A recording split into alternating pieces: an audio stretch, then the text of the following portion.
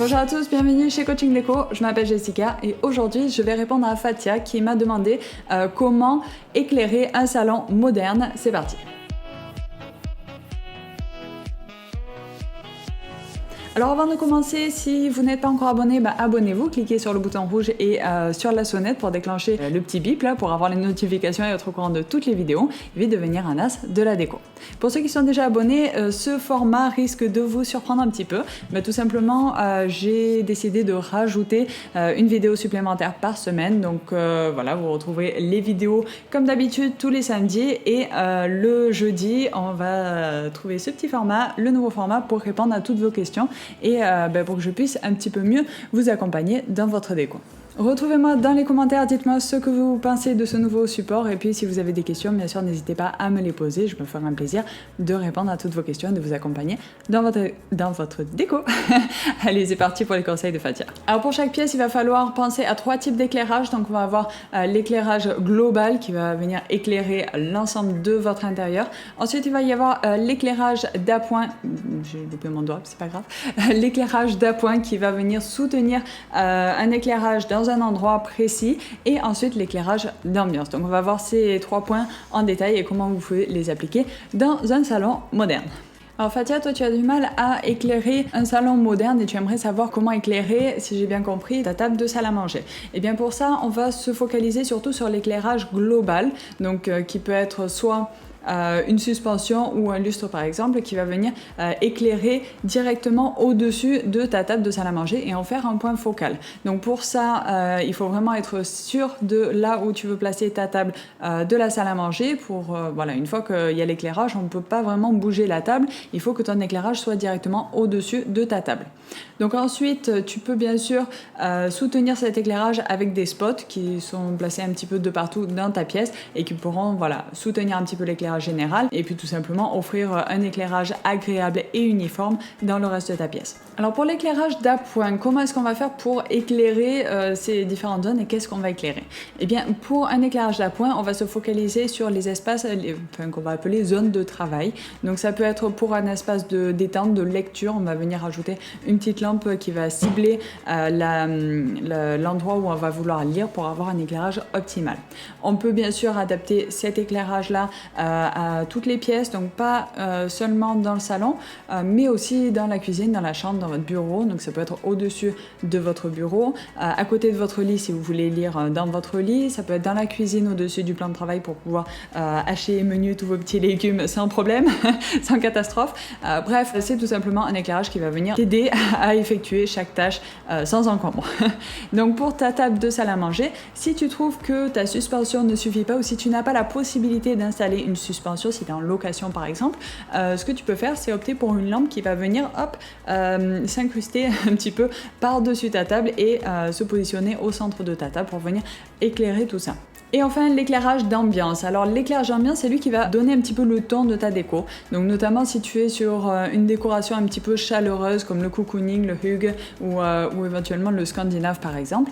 Donc pour ces différents types de décoration, on va adapter l'intensité, on va dire, de l'éclairage ambiant. Donc on va plutôt maximiser l'utilisation de bougies et de lanternes pour pouvoir tout simplement donner un côté un petit peu plus chaleureux.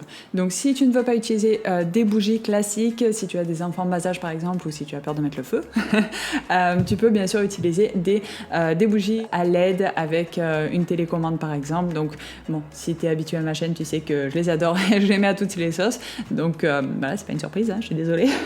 Mais voilà, donc c'est quand même un très bon atout pour pouvoir tout simplement rajouter un petit peu de chaleur et quand même avoir le confort de pouvoir les allumer avec la télécommande sans devoir les allumer manuellement avec un petit briquet ou des allumettes. Donc avec ça, tu peux bien sûr rajouter des lanternes pour donner un petit peu le style de ta déco et donner un petit peu le ton de ta décoration à travers, à travers la lanterne, à travers l'aspect de ta lanterne. Donc par exemple, une lanterne un petit peu plus rustique pour un style rustique ou pour un style cocooning par exemple, et une lanterne un petit peu plus moderne pour, comme toi, tu as un salon moderne, tu peux tout à fait utiliser des petites lanternes en acier qui vont venir apporter un petit peu de lumière dans les coins qui sont un petit peu plongés dans l'ombre, un petit peu oubliés de ta décoration. Donc c'est très important d'éclairer quand même ces petits coins-là. On a tendance à les oublier, mais ça permet d'agrandir visuellement l'espace et en même temps de réchauffer l'ambiance et donner une impression un petit peu de convivialité, un petit côté un peu cosy, un peu sympathique pour qu'on s'y sente bien. Bien sûr, tu peux utiliser un éclairage classique pour cet éclairage d'ambiance. Donc pour ça, on va plutôt opter pour des sources de lumière indirectes qui vont plutôt rebondir sur le mur pour offrir une source de lumière. Donc on a je pense surtout à ton salon moderne, il y a énormément de luminaires, donc surtout au rayon extérieur, il faut penser à aller voir aussi aux luminaires extérieurs, même pour l'intérieur. C'est un peu le comble, mais parfois on trouve plus facilement ce qu'on cherche dans d'autres rayons, donc n'hésite pas à aller voir un petit peu de partout. Des éclairages tout simplement qui vont venir créer des petites formes avec la projection de la lumière. Donc tu peux en assembler plusieurs sur le même mur pour pouvoir tout simplement créer une forme un petit peu abstraite, géométrique, assez sympa et créer pourquoi pas un point focal sur un mur. Si par exemple tu ne peux pas avoir d'éclairage directement au-dessus de ta table avec une suspension par exemple, tu peux utiliser ce type d'éclairage pour créer un point focal et détourner un petit peu l'attention de ta table. Naturellement, les lampes, bien sûr, tu peux en mettre autant que tu veux. Bon, peut-être pas autant que tu veux, mais en tout cas, tu peux y aller. Tu peux en mettre pas mal. Donc, pour ces lampes, si tu as pas mal de prises, je te conseille d'en mettre dans les 4 coins de ta pièce ou en tout cas de t'en servir pour délimiter chaque espace. Si par exemple, tu as une cuisine ouverte sur un salon salle à manger, tu peux t'amuser à délimiter par exemple l'espace salon avec 4 lampes aux 4 coins de ton salon.